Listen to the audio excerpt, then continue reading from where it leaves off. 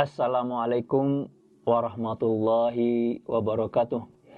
Alhamdulillahirabbil alamin. Alhamdulillahilladzi hadana li hadza wa ma kunna linahtadiya laula an hadanallah. Asyhadu an la ilaha illallah wahdahu la syarikalah wa asyhadu anna Muhammadan abduhu wa rasuluh. Allahumma shalli ala Muhammad wa ala ali Muhammad, amma ba'd. Masyarakat muslimin rahimakumullah.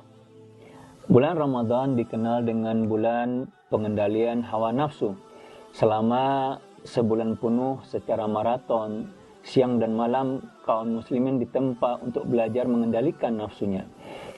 Nafsu pada diri manusia pada awalnya bersifat netral. Kemudian Allah menciptakan kecenderungan pada nafsu manusia. Mereka bisa berbuat taat dan juga bisa berbuat maksiat. Allah berfirman dalam surat Asy-Syam ayat 7 dan 8. A'udzubillahi minasyaitonirrajim. Bismillahirrahmanirrahim. Wa nafsi wa ma sawwaha fa'alhamaha fujuraha wa taqwaha. Dan demi jiwa serta penyempurnaan ciptaannya, maka dia mengilhamkan kepadanya jalan kejahatan dan jalan ketakwaannya. Manusialah yang menjadikan nafsunya bersih serta selalu cenderung kepada kebaikan, atau menjadikannya kotor dan selalu cenderung kepada keburukan. Lanjutnya Allah SWT berfirman, qad aflaha man zakkaha wa qad khaba man dassaha. Sungguh beruntung orang yang mensucikan jiwanya dan sungguh merugi orang yang mengotori jiwanya. Manusia memiliki kemampuan untuk mengendalikan hawa nafsunya, yakni keinginan-keinginannya.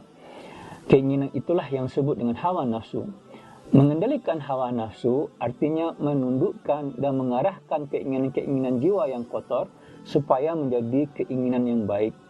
Nafsu yang tidak terkendali disebut nafsu amarah dan nafsu lawamah.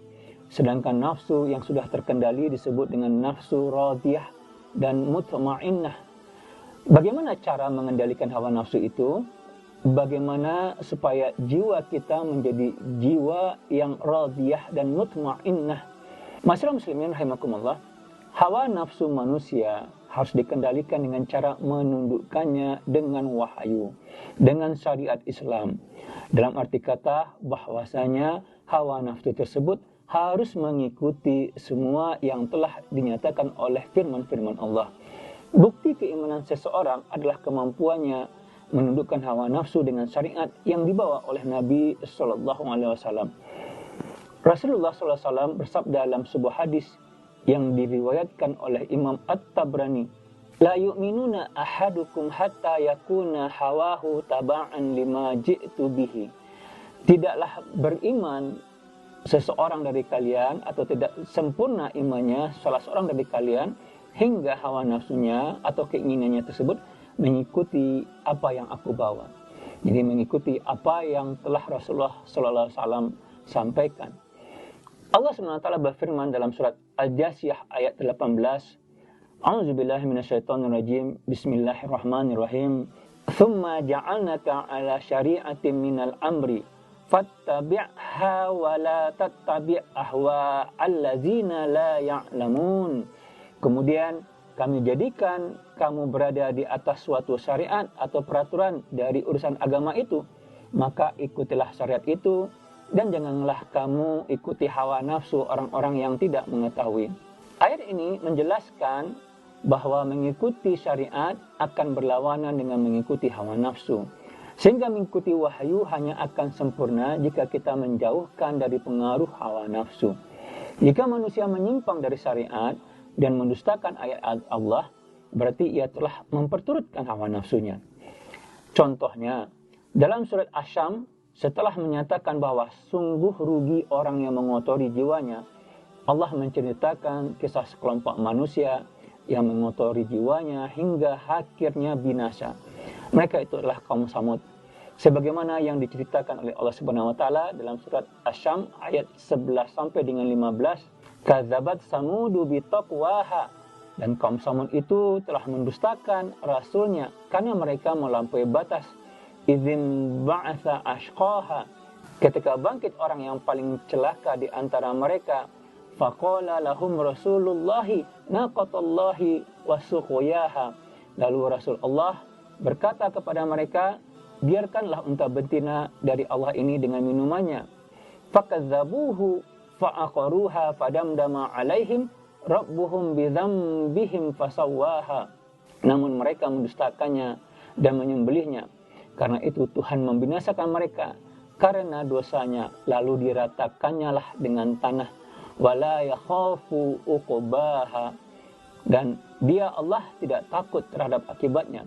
Allah telah memberikan ancaman bagi siapa saja yang memperturutkan hawa nafsu dan menentang syariat, bahwa mereka akan mendapatkan kehidupan yang sempit, menderita, sengsara, dan teraniaya.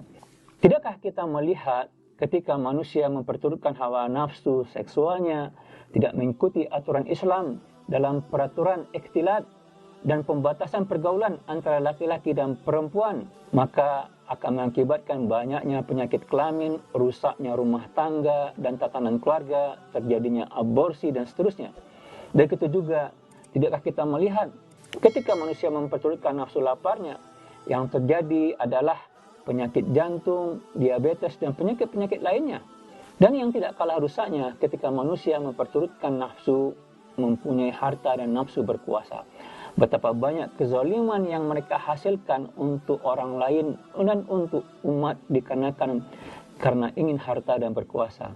Orang-orang yang tidak mau menahan hawa nafsunya, mengatur hawa nafsunya sesuai dengan syariat Allah, dan memperturutkan hawa nafsunya seenak hatinya saja, maka di akhirat kelak akan mendapatkan siksa, dimasukkan ke dalam api neraka, dan mereka akan dikumpulkan dalam keadaan buta, sebagaimana yang difirmankan oleh Allah Subhanahu wa taala dalam surat At-Taha ayat 124, 126.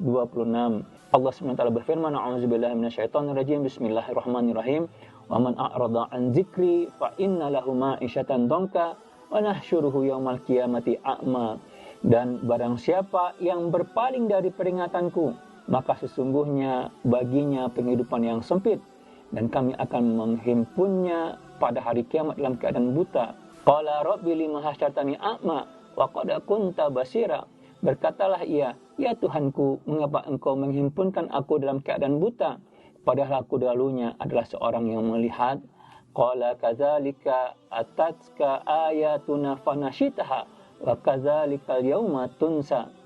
Allah berfirman, demikianlah telah datang kepadamu ayat-ayat kami, maka kamu melupakannya, dan begitu pula pada hari ini kamu pun dilupakan. Itulah ancaman Allah bagi yang tidak peduli dengan perintah Allah dalam kehidupan di dunia ini dan cenderung mengikuti hawa nafsunya. Maka selain dia diberikan penghidupan yang sempit di dalam kehidupan dunia, dia juga akan dikumpulkan dalam keadaan buta di akhirat nanti. Karena bagi orang-orang yang mengacuhkan firman-firman Allah ketika sudah disampaikan ayat-ayatnya adalah seperti orang-orang yang buta dan tuli terhadap ayat-ayat tersebut. Akhirul kalam, saudaraku yang insya Allah dirahmati oleh Allah Subhanahu wa taala, mengendalikan hawa nafsu bukan hanya di bulan Ramadan saja, bukan hanya dengan ibadah ritual saja, melainkan dengan mengikuti syariat Islam secara total dalam kehidupan. Dengan mengikuti syariat Islam, maka kehidupan akan menjadi indah, penuh barakah, sebagaimana yang telah dicontohkan oleh Rasul dan para sahabatnya. Semoga kita semua di bulan Ramadan ini diberi kekuatan untuk menundukkan nafsu kita dengan wahyu ilahi yang diturunkan di bulan yang mulia ini. Fastabiqul khairat, wabillahi taufiq wal hidayah. Assalamualaikum warahmatullahi wabarakatuh. Allahu Akbar, Allahu Akbar, Allah.